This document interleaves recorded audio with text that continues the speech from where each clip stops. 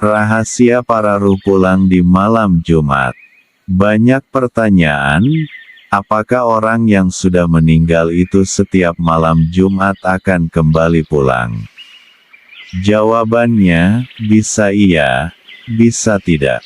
Allah memberi izin ruh pulang itu, di masa 3 hari, untuk diperlihatkan keadaan orang yang ditinggalkan, lalu 7 hari setelah kematian, atau hari Jumat, di masa 7 hari, diberi kesempatan meminta tolong kepada orang yang bisa menolong, di hari Jumat sampai hari ke-40 hari.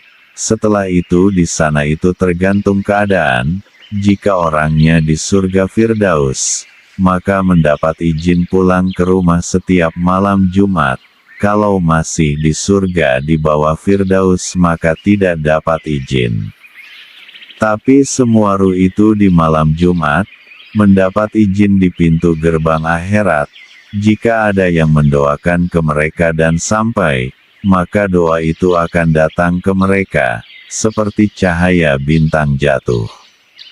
Makanya bagus ketika mendoakan di hari Jumat, semua orang dari zaman Nabi Adam sampai orang yang mati terakhir itu kumpul di pintu gerbang akhirat menunggu doa dari orang yang mendoakan. Itu juga yang mendapatkan izin yang tidak menanggung dosa double, karena yang disiksa karena menanggung dosa double. Menanggung dosa double, misal sudah berbuat dosa tidak sholat, atau membuka aurat, tapi juga melakukan riba, orang yang melakukan riba, dan syirik menyekutukan Allah di hari Jumat itu siksaannya tidak libur. Jadi tidak ikut kumpul di gerbang akhirat. Tanda pagar, pentingnya kita mencari bekal untuk akhirat kita. Janganlah terlalu sibuk menumpuk bekal untuk dunia saja tapi melupakan bekal untuk akhirat kita. Banyak orang-orang dahulu sebelum kita hidupnya bergelimang harta namun sama sekali tidak manfaat untuk akhiratnya. Hidup di dunia ini ibarat kita seorang musafir, berjalan sebentar, berhenti berteduh dan kemudian pergi lagi. Seperti kita kecil dulu tidak tahu apa-apa, sampai tahu-tahu kita sudah dewasa dan sebentar lagi tua, itu pun tidak menjamin umur kita sampai tua, karena ajal tidak menunggu kita harus tua. Jika itu sudah waktunya tidak peduli masih kecil, dewasa ataupun tua akan tetap dia ambil kembali kepada Sang Pencipta.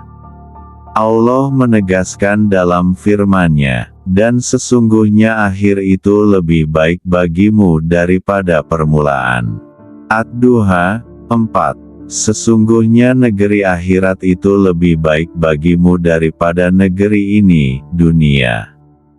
Karena itu, Rasulullah Shallallahu Alaihi Wasallam adalah orang yang paling zuhud terhadap perkara dunia dan paling menjauhinya serta paling tidak menyukainya.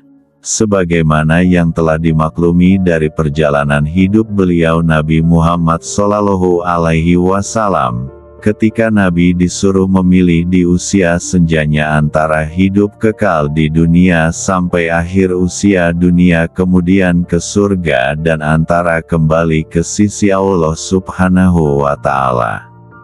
Maka beliau memilih apa yang ada di sisi Allah daripada dunia yang rendah ini. Tanda pagar, hidup ini sebenarnya hanya perjalanan menuju Allah Subhanahu wa Ta'ala. Kita dulunya dari alam ruh diturunkan ke alam kandungan kemudian dilahirkan di alam dunia, di dunia untuk menempuh ujian, di dunia ini hanya persinggahan sementara, hanya mampir minum, tidak ada semua di dunia ini yang abadi, pasti setiap jiwa akan mengalami kematian. Mati bukan berarti akhir dalam perjalanan kita, karena mati secara jasad dunia. Ruhani kita masih melanjutkan perjalanan lagi di alam akhirat selanjutnya, tergantung ujian kita di dunia lolos apa tidak, Apabila ujian di dunia lolos, kita akan mendapatkan petunjuk jalan yang mudah. Apabila di dunia ini tidak lulus ujian, maka perjalanan kita selanjutnya akan tersesat dan tak tahu arah tujuan. Karena sesungguhnya perjalanan inti dari intinya inti, yaitu kepada Allah Subhanahu wa Ta'ala. Thorik adalah jalan dan thoriko adalah perjalanan menuju kepada Allah. Jadi hidup kita ini semata-mata hanya perjalanan yang tertuju, berniatkan hanya kepada Allah lah tempat kita kembali. Sang Guru Mursyid.